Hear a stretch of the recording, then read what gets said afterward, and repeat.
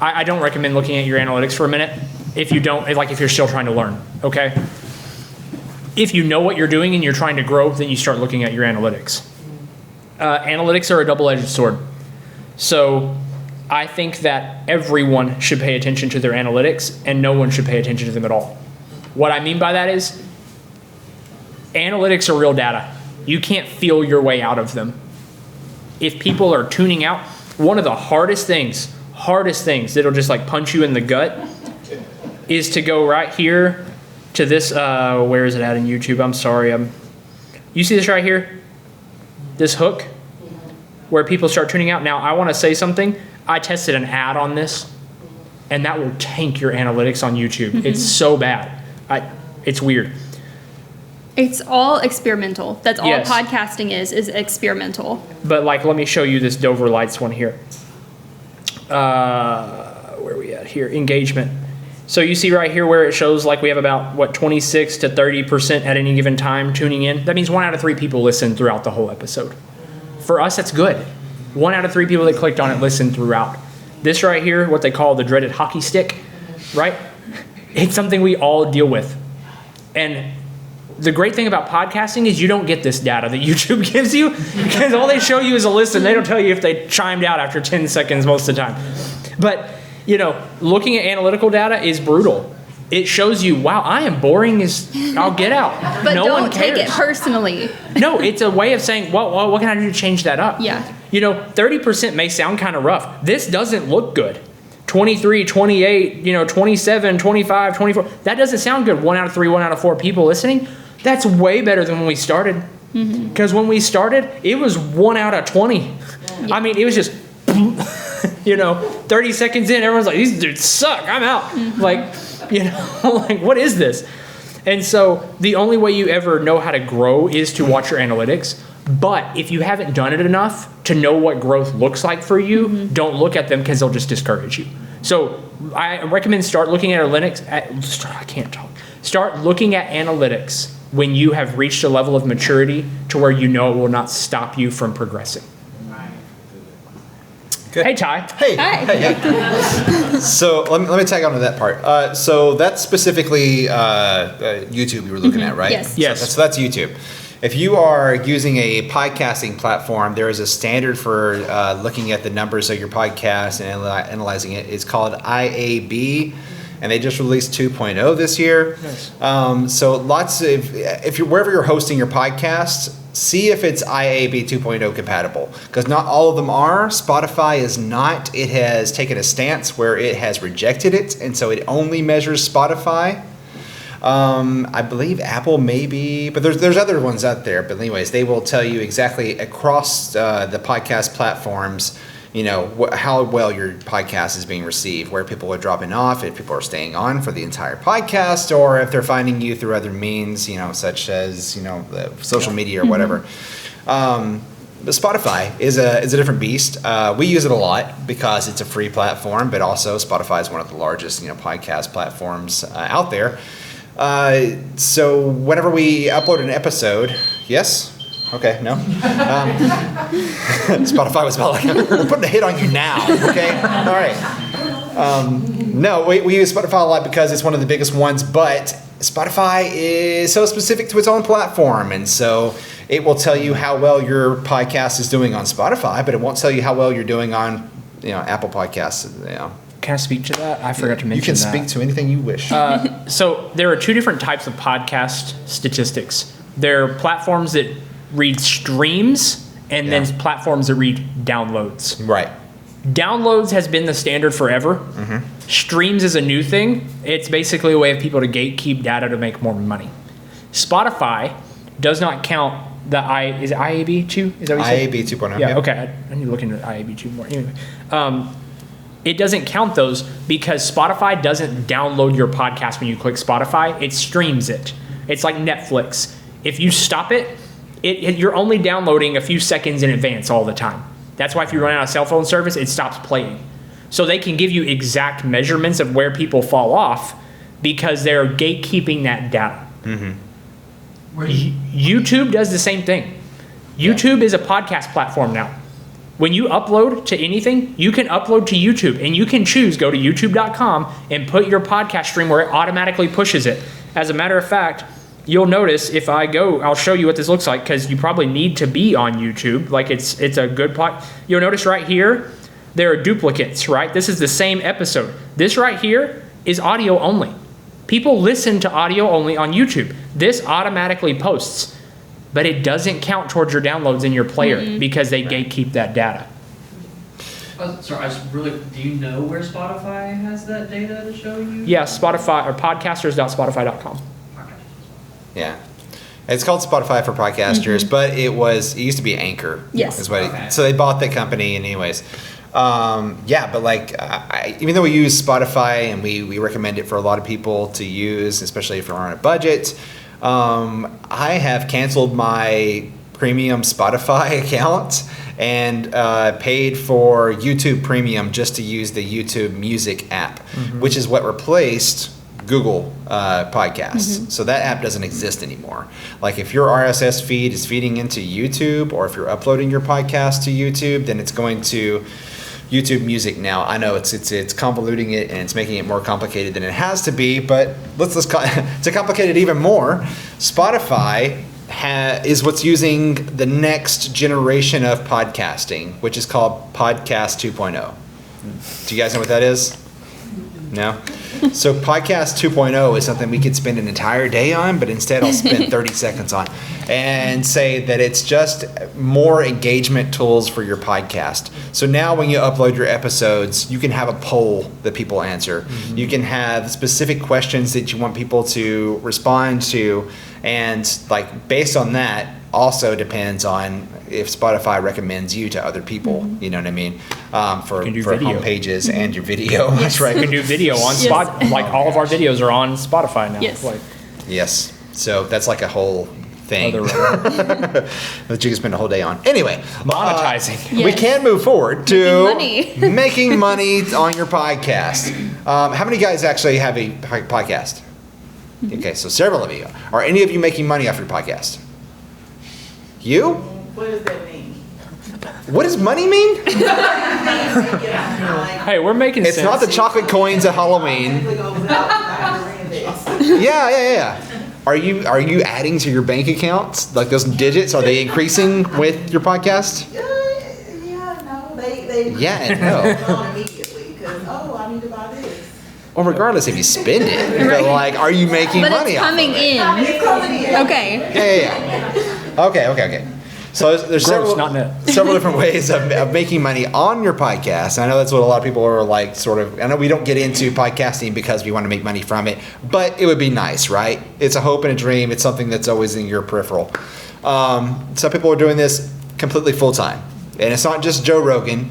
It's not just Call Me Daddy or any of those types of podcasts where they get exclusive deals with Spotify. You know what I mean? If you look at how much money podcasters are make, like the top 1%, maybe less than 1%, right, of podcasters that are making money are Joe Rogan and I can't remember what the host of Call Me Daddy is. But anyways, from those two, it's a huge step down, right?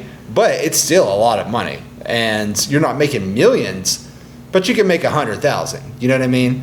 And that takes a lot of work and dedication, of course, building your brand, a lot of the things that we covered here today to build your way up to that. But not to say that you can't start a podcast and make money off of that. So there's several ways of doing that. There are ads, which we'll cover. There are sponsors. There's underwriting. And then there's grants, which is kind of where we come in as a nonprofit organization.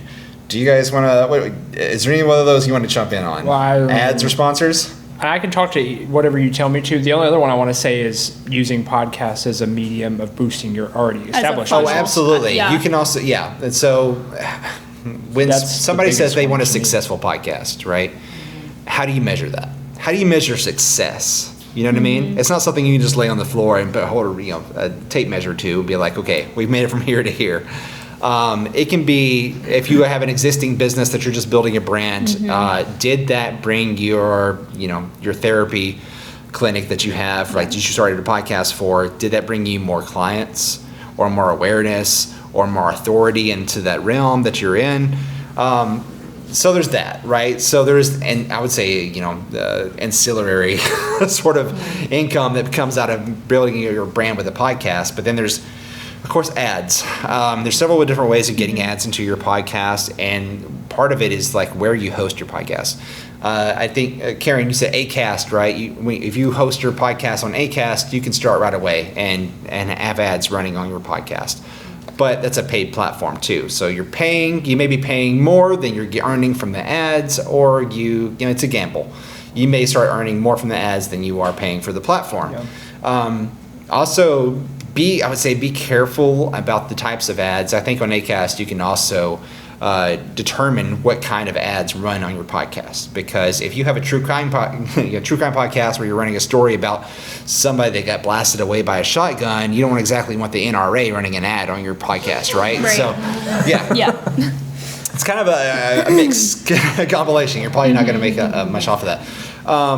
But there's sort of live ads that sort of get, there's pre-roll, mid-roll, and then there's post-roll. And so what that means is like you can choose where you put your ads in, and they are sort of organically put in there. You can choose what type of content you want, and that goes for Spotify or Acast or wherever you're hosting your podcast. But those ads will change. Let's say if you release an episode this week and it goes out, and then there's a McDonald's ad at the beginning, and then you listen to your same podcast a month later, it may be an ad for Better Health or whatever. Ashley's Home Furniture. Ashley's Home Furniture, yes. So it doesn't state, but it keeps running new ads, and you can continue earning residual revenue off of that as long as people are finding your podcast and listening to it. Karen's Burden podcast you wrapped your first season last year, right? Or maybe even like 2 years ago, 2022. Still earning a check every month from that podcast because people are continuing to find that story, listening to the entire series, because if you listen to the first episode, you're kind of hooked on the story and you want to see, how do we get through this whole thing? So they're also listening to ads along the way, which also brings revenue for Karen. So that's really them putting ads. I mean, there's not a whole lot to say about that, and that's one of the most generic ways of earning income for your podcast. The other thing is sponsorship. If you get a specific sponsor for your podcast, like I said, if you are in the mental health field and you want to get a therapy clinic to sponsor you, absolutely, you can approach those therapy clinics and say, hey, I've got a podcast, here's what I'm talking about, here are the type of people I'm talking to, and this would be a great way to introduce your brand to these people that are already listening to my podcast. And they'll sponsor that. But it'll be for a certain amount of money at that time. You may get a deal for, I don't know, maybe $6,000 for 6 episodes, you know what I mean? I've seen just local companies, not to spill the tea or anything, but I've seen local companies like Cupids. Cupids will make deals like that. I've seen banks make deals with that. As long as like the content deals with financials or someone that they're trying to reach, banks will fund that. Cupids, if your podcast is about a relationship, they want to make sure that Cupids is on your mind so that you go and buy some lingerie to help your relationship, right? What's the So I don't know if you have the answer to this, but as an influencer, I'm already kind of used to setting a price for my service. Right. Podcasting is brand new. It started literally this week with people. How do you gauge? I mean, what is the value to the dollar on listenership, on viewership in the podcast space? I'm brand new to it. Like I said, I understand my role. Yeah. And what I'm in charge for this. Yeah. But podcasting is brand new. I don't even know what companies are looking for. What are they, saying?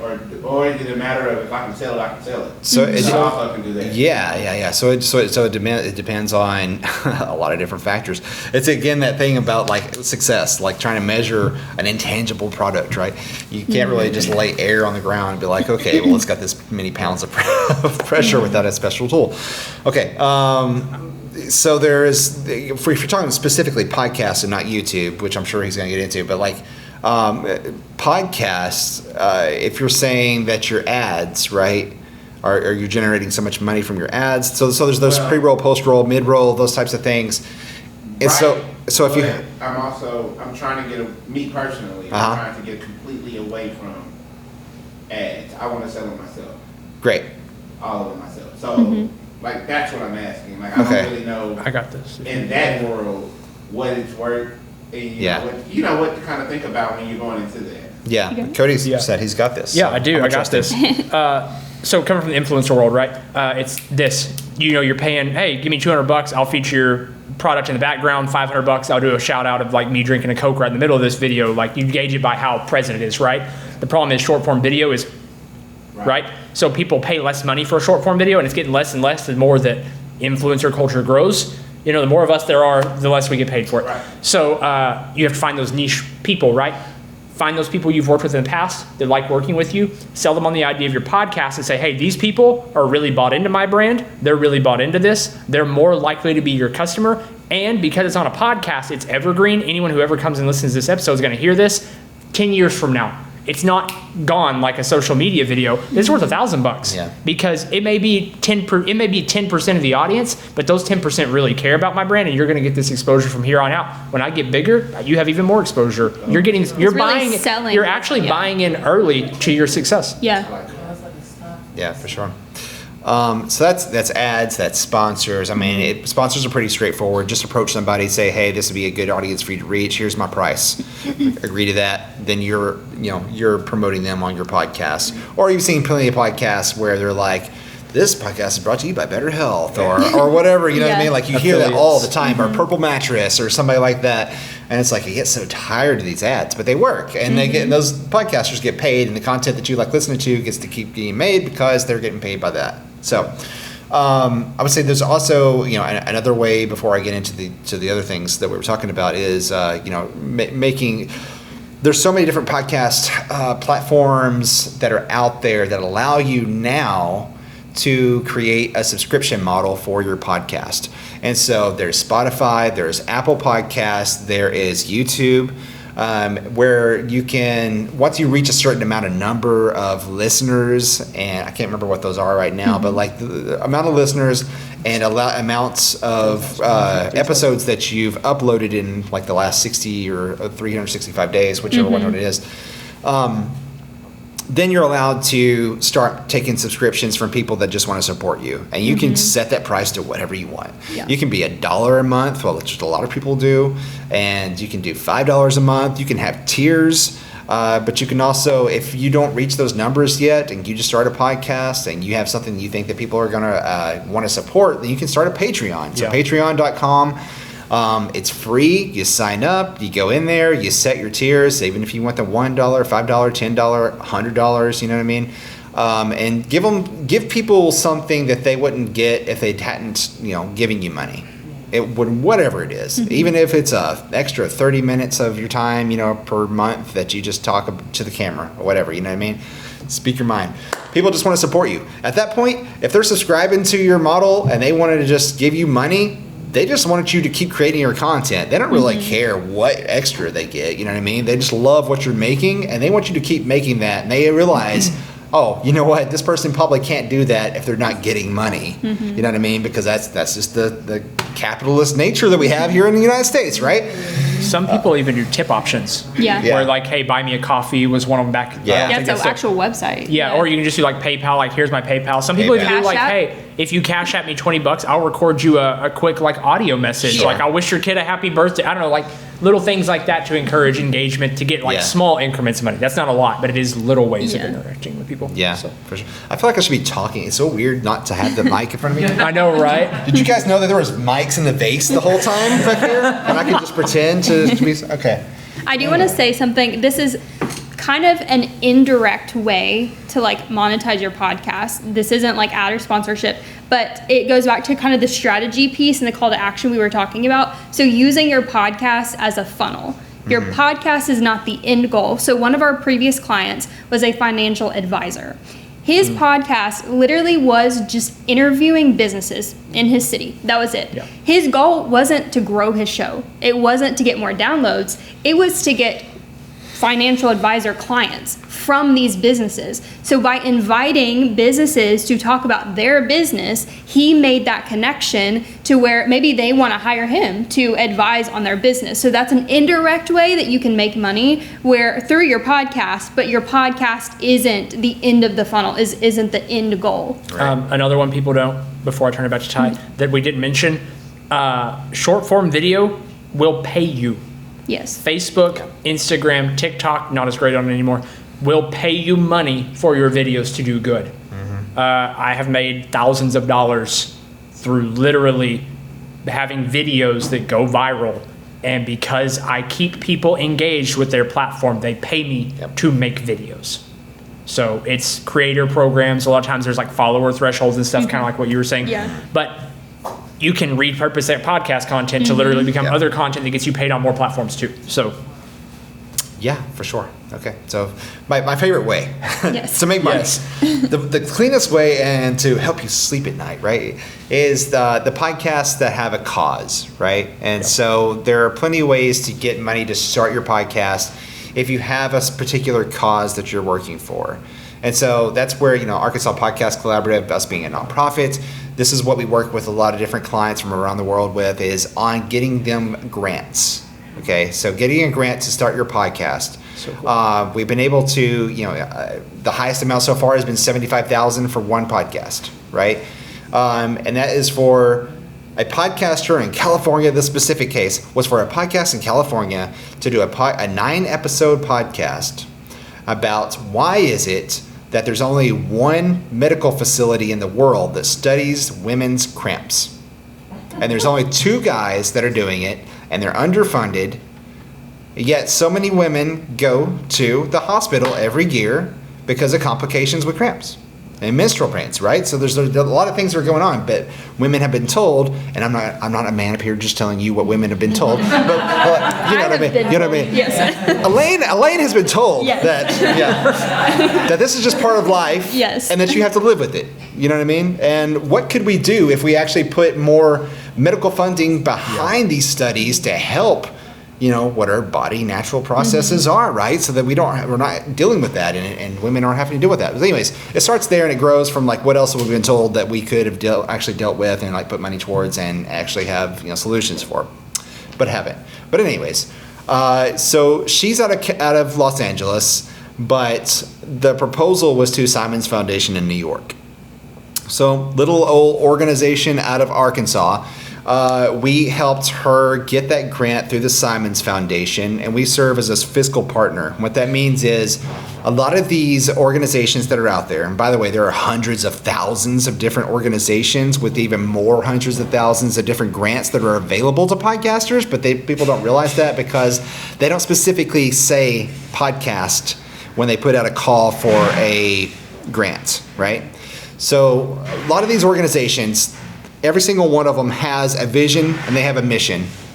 And they want projects, they're called sandbox. I don't know why I have a soundtrack behind me, but it's like scraping plates and just like every other one's sandpaper. They're doing construction behind me for some reason. Yeah. Like, don't tell them, we don't want them to know. Yeah. But anyways, all these organizations, they all have a vision, they all have a mission, and they just want projects that help them move the needle on that, right? So if you help them progress their mission and vision in any way, then they want to help fund you. Those are called sandbox grants, by the way. So the thing about grants is that they're not immediately available to find on the internet. So there is search engine optimization there, but like a lot of these organizations don't put out their grants on search engines because I don't know why. You know what I mean? Is just they're bad at it, or like they only want a certain amount of people to know about it so that not everybody applies for it? I don't know. I can't speak for every organization that's out there. You know what I mean? But we have our own database. We have access to several other databases that are grants. And so, but a lot of these, they want a nonprofit fiscal partner in between. What that means is that they want a nonprofit organization to be between the person that's creating the project and them, to make sure that there's someone responsible for making sure that every dollar is going where you said that it was going to go. Because whenever you apply for a grant, you've got to have a budget summary. And in the budget summary, you tell them exactly how much you're going to spend of their money on this project. And it may be towards paying you, paying your producer, paying your audio person, travel, gas, hotels, could be absolutely equipment, whatever it is. But if they approve it, they want to make sure that somebody's in between that has something on the line, like us. Like if we mess up, our IRS, status gets completely revoked, right? So, and then we burnt that bridge with that organization, and like it's a whole road of recovery past that point. But they want somebody with on the line, a nonprofit organization in between, to be responsible for making sure that money gets there. A lot of the questions we get, past that point is like, well, do you guys take any? No, we can't. That's the thing. As an organization with a grant that's helping you with your grant, we can't take any of that. That's illegal. We're just making sure that you are getting funded so that you can help your podcast, which has a cause, get funded so that you can have those conversations. Podcasts, a lot of things about podcasts are amazing, but like some of the things I love is that a podcast can get the conversation started about a lot of the things that we need to talk about. It can literally change laws. Mm-hmm. It can bring attention to causes that need attention. Yes.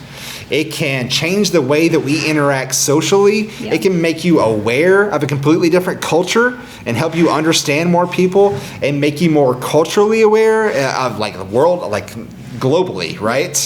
To where you're not just stuck in a box. It helps you grow as a person, which is awesome. Like getting someone else's perspective on something can completely change your mind if you're open to it. But you don't know if you only exist in this echo chamber of people that are like you. You know what I mean? Mm-hmm. And so that's what I love is like, it's like, okay, well, I believed this thing was true my whole life, but now you've dispelled that. Now I don't know what to do. Now I'm insecure. Now I got to figure out how do I jump out? Now I got to start a podcast about it, dang it. Right. Tanya said, find yourself in different rooms. Exactly right. Yeah. Oh, I love that. Mm-hmm. Find yourself in different rooms. I love that saying. Take that note down. But yeah, so the thing about applying for grants is if you do have a cause or if you have a podcast where you think that you could possibly get funded or you want a grant for it, the thing is to look for what's available. Just like you see a lot of nonprofit organizations that are out there, like a lot of them exist off of grants. We exist off of grants, but it's because we look for grants that are available for funding where we say, oh, we can check that box for them. We can do that thing and get that, for that money, we can support ourselves and we can help them in that cause. Okay, so there's a lot to this. Meaning that if you have, let's say the process we usually go to is like people come to us and they say, hey, I've got this podcast where I talk to entrepreneurs about starting a small business. Okay, you're Amazon already. You know what I mean? Like you're trying to appeal to everybody in the world, and that's not even how Amazon started. Yeah. Amazon was an online bookstore. Mm-hmm. You know what I mean? So like when no one shopped niching down and figuring out, okay, well, entrepreneurs, what's available out there for podcasts? If there's a grant out there that's helping to educate, certain economic, situations in rural towns, you know what I mean, but helping them become entrepreneurs, there's those types of things. Those are always existing. Helping people that are in rural communities, helping people that are in communities like that are, there's always, it always revolves around economics, right? So there's always like a nonprofit organization that helps with that, or like a learning disability or something like that. So as long as you have an aim like that, you can find those grants that are available out there, apply for them, say, here's how my podcast helps with that. And they'll say, okay, well, here's the money. It's up to you to create the contents. There's usually a time and a date where you agree to have the project done by. So there's that. And then if you work with us, like we're gonna be working with you and being like, okay, are we staying on track? Are we, is everything good? What you thought you were going to need the money for, are you actually going to need the money for all that stuff, or do you need something for something else? Helping you stay on track for your podcast to get produced so that it can come out on time and with the purpose that you said it was going to. Okay, so with that, what does that actually do for you? Yeah, that's great that you get an initial injection of money, but it's kind of like starting a small business itself, right? When you start a small business, you need people always tell you, like, they recommend you have $10,000 in the bank to start with. And be like, this will take care of your marketing, blah, blah, blah, blah, blah, and help you get along the way so that you can start getting clients, and then you can start generating your own money. That's the same thing what grants do for you for your podcast. It funds that one season, but it's up to you to find a way to perpetually make money off of that past that point. And that organization doesn't want a cut of it. They just want you to create that thing that they agreed to pay for so that you give them acknowledgement that they paid for that. But if you want to run ads, you can do that. If you want to get sponsors, you can do that. If you want to have a Patreon, if you want to have a subscription model, if you want to do a season 2 and it costs this much to get, that's all up to you. And they don't take a single cut of that.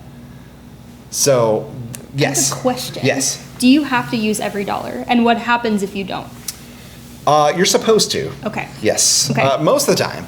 So organizations are different about how they keep account of the amount of money that you are spending. Like you do have to put in like a budget saying I must spend, $372.76, for a camera. You know what I mean? And like specifically because you priced it on the B&H catalog or whatever you went to get your equipment, you priced how much your producer is going to cost, your audio engineer, your marketing, how much the paper is going to cost whenever you print a flyer. Like some of them get that specific. Yeah. It's where you print it off or when you apply for it.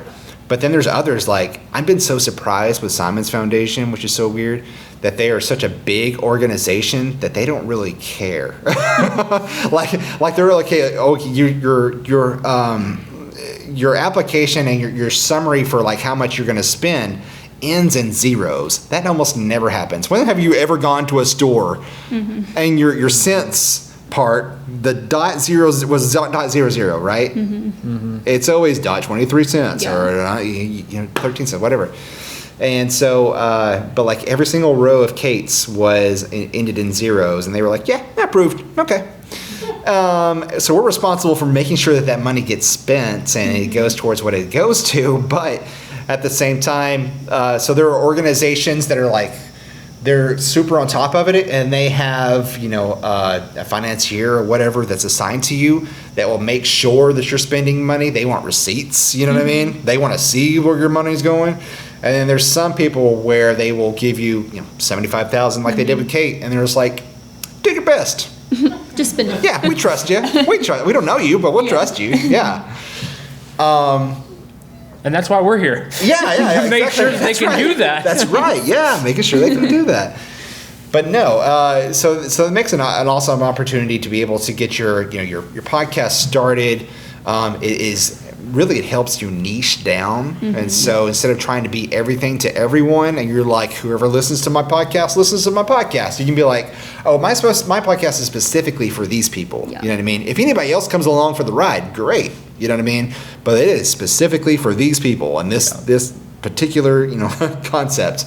And it helps pay your people that are putting together your podcast. And so now, it's not just on you. Now you have a team of people that are actually putting it together. You don't have to have the technical know-how. You don't have to have, you know what I mean? That helps a lot. You get to tune everything else we've talked about out.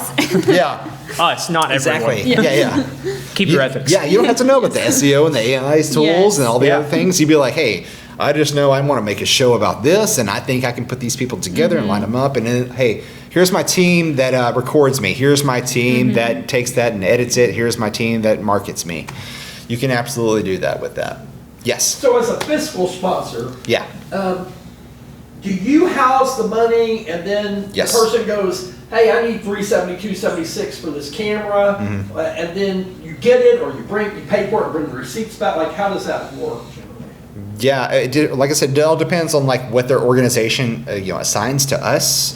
If they have somebody in their financial department, if their CFO or whatever gets in touch with us and they want to have receipts, then we've got to get the receipts before we hand over the cash.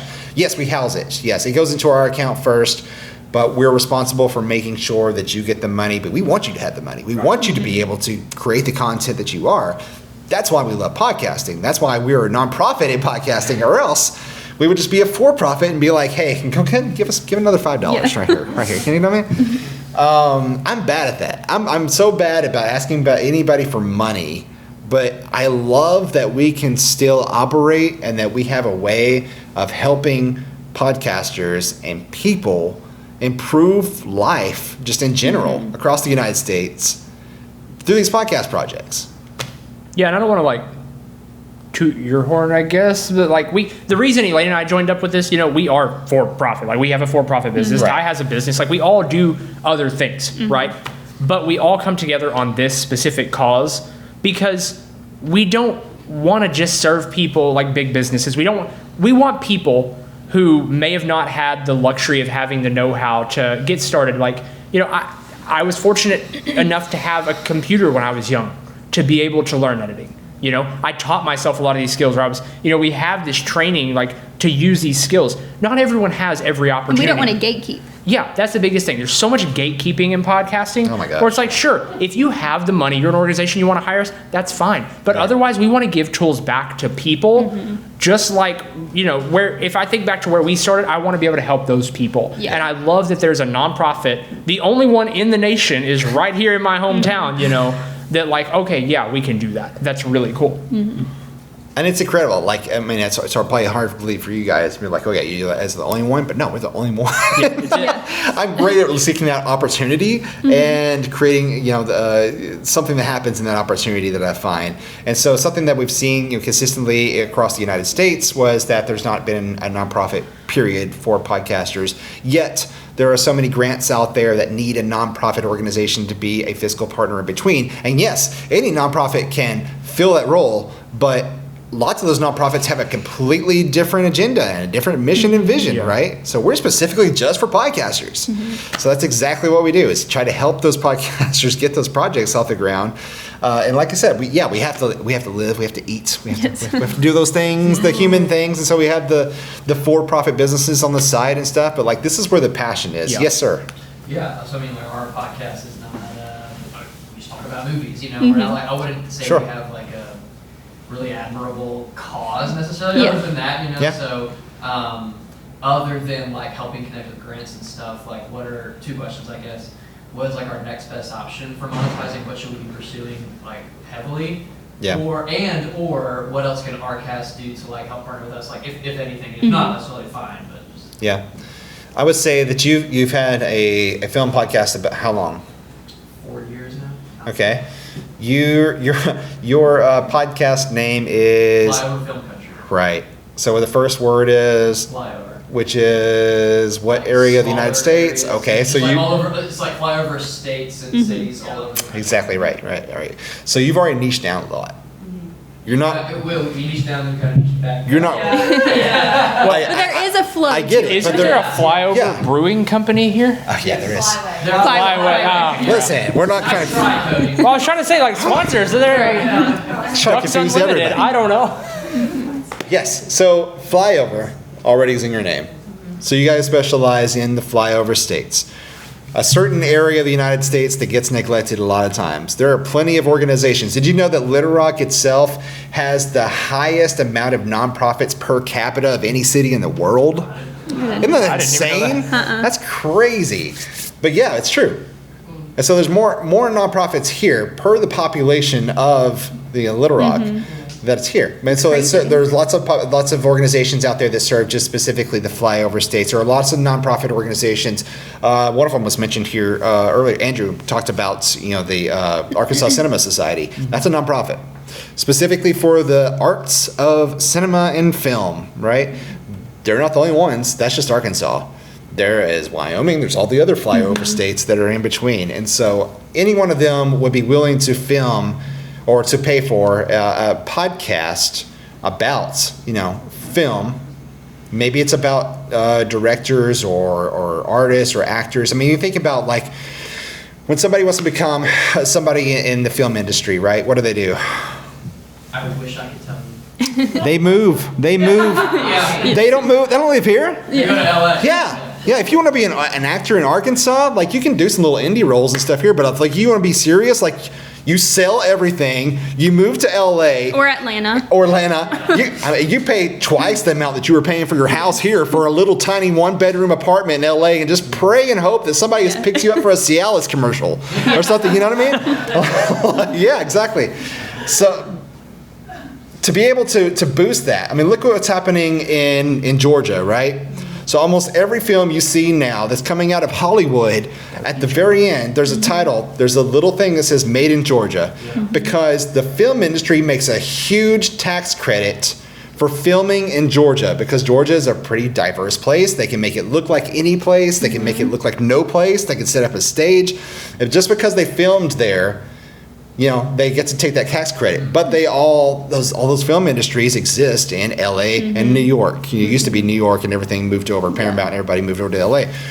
But so if you can sort of help artists in any way by focusing on, let's say, Jeff Nichols, right? He's one of the most famous, you know, directors right now, coming out of Arkansas, right? Right. Right here in Little Rock, we've got, oh God, what's his name? Judd Nelson, not Judd Nelson, Judge Reinhold. Thank you.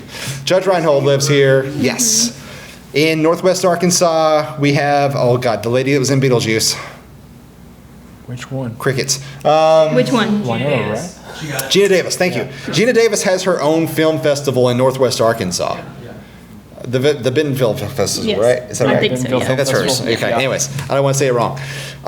So she's got her own film festival in there. Like it's that industry itself is growing in this area of the United States. So Arkansas Cinema Society, they've got their own podcast that's hosted by their own person. But not every state has that, and especially not the collective of like the flyover states themselves. So if you can narrow your podcast, you know, or if you propose a new podcast, not just the flyovers, right? We've been doing this podcast for so long. We've got this experience. This is what we've been able to do. But we would love to create a podcast that is for 7 to 9 episodes where we really focus on filmmakers from your area and why Hollywood is missing out on them. And then put ads towards that specific podcast. Absolutely. Give them credit. So this podcast was funded by yada, yada, yada, yada, yada. You can go here to go visit them. Man, they'll throw money at you. The other, Yeah, how do we find that? I guess you mentioned the. Come talk to me. Talk to me I last will. week. Yes. the other thing I will say to that too is, this is the hard part of that, but you have a lot of conversations, but you have to refine that down. Yeah. You really do.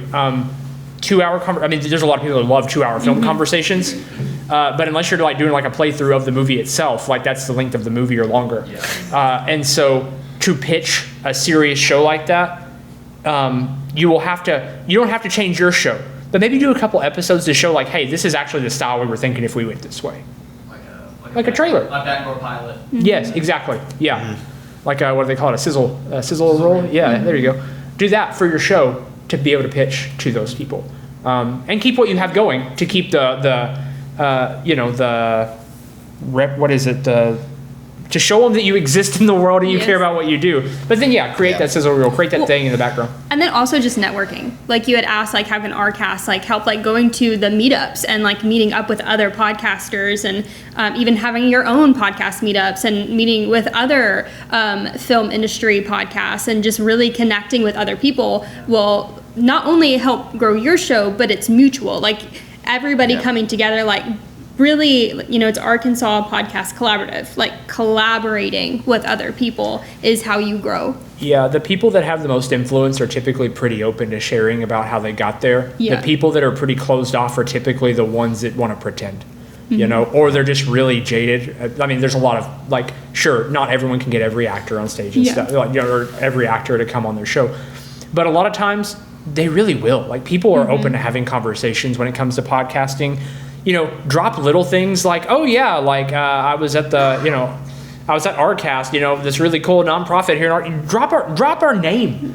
You'd be amazed. Sometimes just having a name in your pocket like that with a nonprofit will open a door that you wouldn't have otherwise got. The worst you can do is try, right? I mean, I'm sure Ty's probably cool with us, you putting our name out there anywhere you can put it out for there. sure. So yeah. little things like that, having that networking and then get with this guy, dude. Like this whole grant thing is super cool. Like I'm Yeah. soaking it in right now. I was so intimidated when I applied for our first grant, because I always heard if you win a grant, you're gonna have to have a grant writer. It is not true. Like it is not nearly as intimidating as it sounds. Yeah. If you say if you have an apostrophe off, if you have a period here and there. It's not true whatsoever. Those organizations have a mission and a vision, and they're just looking for projects to be proposed to them to say, hey, I can help you guys move the needle on this, and we'll give you credit for that. They're like, yeah, that's what we've been looking for. That's all we want. We're not looking for somebody to write an elaborate, thesis about, you know what I mean? Because let's be honest, they're not going to read that. Yeah. They're not going to read it. And so they want to, that's why when you apply for a grant, now there's always an online, the application. All of them use a different type of program that they use. But like, there's always, it's almost like you're uploading an episode of a podcast, honestly. There's a title and there's a summary description, which is only about you get like 130 characters to fill that in. And then there's like, okay, now tell us the full story about your podcast. Because that's what they want. They want like, what is the title? Okay, is that enticing to them enough to read the summary description? Okay, now we're going to read the 2 sentences that you wrote us. Okay, that's good enough. They're probably not even going to read the rest of it, but if they do, then like hopefully you've done your research on it. But yeah, and that's what we're sort of here for, is to help guide you along. Be like, here's what's available regarding what you said that you would be interested in creating, and let's figure out which ones are right for you. Okay, now let's write this grant. Let's fill it out. Let's get it applied. Let's get the funding, and then help you make sure that you're staying on track. It's up to you. I will say this. It's up to you to figure out how to keep monetizing past that point. You know what I mean? We can't be responsible if you don't keep making money off of your podcast once we help you get funded. Do the work. Put it in. I mean, like $75,000. What could you do with that with a podcast? What did anyone here start with? You know what I mean? Yeah. Like besides what was on your bank account. Like a lot of people are using free software. You know what I mean? Because they're like, I don't want to pay $19 a month for this. You know what I mean? But like to have $75,000 that you can just play with just to get your show started, put the work in. Make sure that you have a future in this and that you're making this into a career, or at least a diverse way of income. Yeah. But I was gonna say, treat it like a job. Yeah. Like in any other business, you don't have one client and you're like, oh, I'm done. I don't have to market myself. I don't have to make more money. No, like you need to treat it like a career if you're wanting to build it like that. If you want that to be, your full-time income, treat it like a second job. That's good. Right. No, exactly. And come find us off stage if we want. If you have a specific For one. sure. Yeah. I'm about to give way to Adina here pretty soon, just in just a few minutes. But like, does anybody have any questions before we get off here? About anything, too. Before the real show starts. Yeah. Is there like a sign-up sheet for Arcast, or like, am I missing something? No, just come talk to me. I mean, there's cards, there's all kinds of flyers and stuff on the table out there. So yeah, I know it's confusing, but Arcast is the event that we host every year. This is our third year of the Arcast Podcast Festival, right? There's multiple dates. Today was the kickoff day. We're gonna be in what's next? Halloween. So October 16th, we're going to be in Rod Robinson Theater. We're taking over. No. We're doing a live Halloween podcast episode. We're bringing in horror film directors. We're bringing in horror writers. We're bringing in a podcast about weird, creepy, creatures, supernatural stuff, whatever. And it's gonna be fun. We got trick or treating for the kids and all that stuff. It's open, it's free, it's for all ages. The next 2 days later, we've got at Plaza Frida. We're gonna be hosting a Spanish speaking only podcasting event, and that's the first time we've ever done that. We've got Olas Media, who's coming out of Mexico, to come and talk and speak for us. And then we've got a whole lot of different things that we do every year. But anyways, in the Northwest. So that's Arcast. I know I can bore you to death with all the things we're doing, but like Arcast is the festival that we have every year, but Arkansas Podcast Collaborative is the nonprofit organization behind it. That's who we are.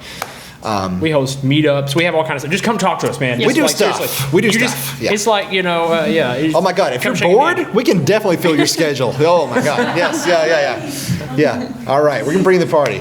She's gonna help us back there. I am. You are? Yes, that's what I need. All right, any other questions before we bring Adina up? Good. Awesome. I'm gonna bring up the star of the show then. Adina, if you don't mind coming up here.